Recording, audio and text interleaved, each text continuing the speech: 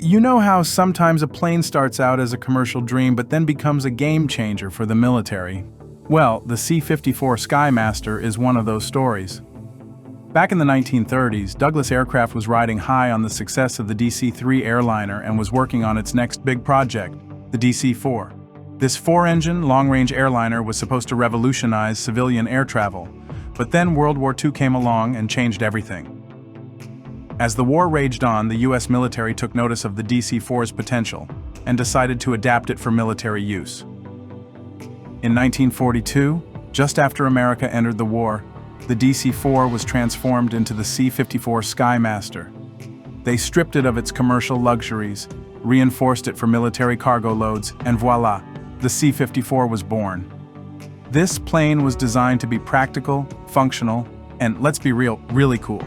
It had a 117-foot wingspan, 4 Pratt & Whitney R2000 twin Wasp radial engines, and could carry up to 28,000 pounds of payload.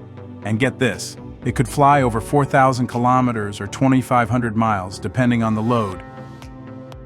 What really set the C-54 apart from other military transport planes was its tricycle landing gear. Unlike the C-47, which had a tailwheel and low clearance, the Skymaster could land at standard airfields with ease. It was fast, reliable, and capable of spanning oceans. The military had never seen a transport plane like this before. As World War II was heating up, you might have wondered how the United States was going to manage its logistics. I mean, we're talking about projecting power and sustaining operations across 2 oceans. That's a whole lot of stuff to move around. And that's exactly what the C-54 Skymaster became. It was basically everywhere during the war. In the Pacific, it was a lifeline between the mainland and forward bases, shuttling troops, supplies, and even wounded soldiers back home. In Europe, it was responsible for getting high-priority cargo and top-ranking officials from London and North Africa and continental Europe. And in the China-Burma-India theater, it was a real daredevil, crossing the Himalayas, aka the Hump, to deliver supplies to Chinese forces fighting the Japanese, often in some pretty brutal weather conditions. But the C-54 was more than just a workhorse. It was also a VIP transport aircraft, ferrying big shots like President Roosevelt, Winston Churchill, and General Eisenhower to wartime conferences. Roosevelt's personal C-54, which he nicknamed the Sacred Cow, was even modified with an elevator for his wheelchair and ended up being the prototype for modern presidential aircraft.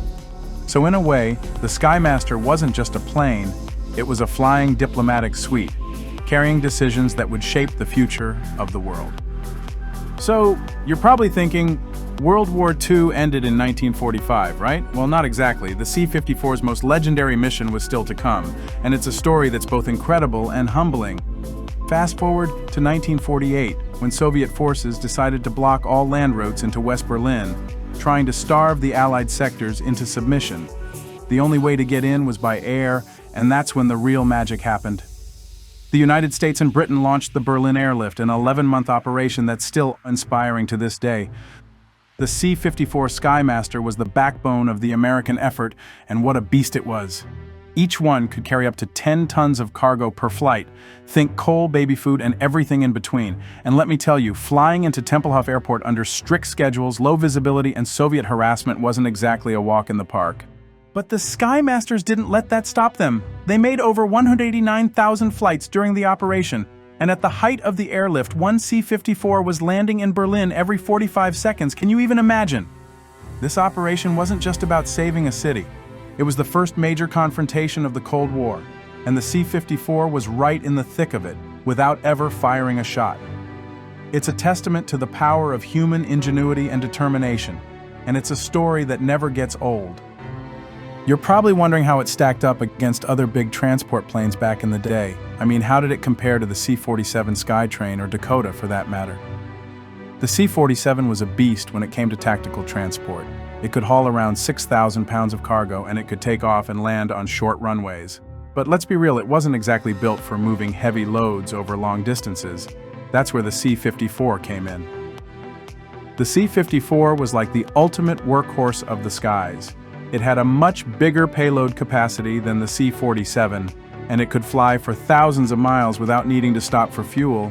I mean, it was like the C-47's cool older cousin. It could do all the same stuff, but on a much bigger scale.